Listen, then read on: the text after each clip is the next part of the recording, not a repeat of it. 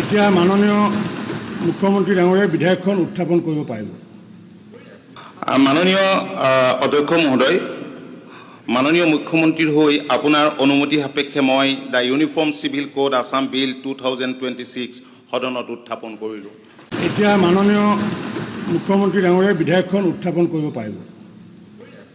মাননীয় অধ্যক্ষ মহোদয়, মাননীয় মুখ্যমন্ত্ৰীৰ হৈ আপোনাৰ অনুমতি সাপেক্ষে মই the uniform civil code Assam bill 2026 সদনত উত্থাপন কৰিলোঁ। এতিয়া মাননীয় মুখ্যমন্ত্ৰী ডাঙৰীয়াই বিধেয়কখন উত্থাপন কৰিব পাৰিব।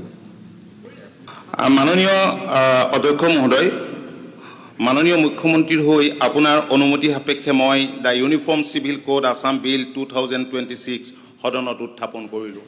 এতিয়া মাননীয় মুখ্যমন্ত্ৰী ডাঙৰীয়াই বিধেয়কখন উত্থাপন কৰিব পাৰিব।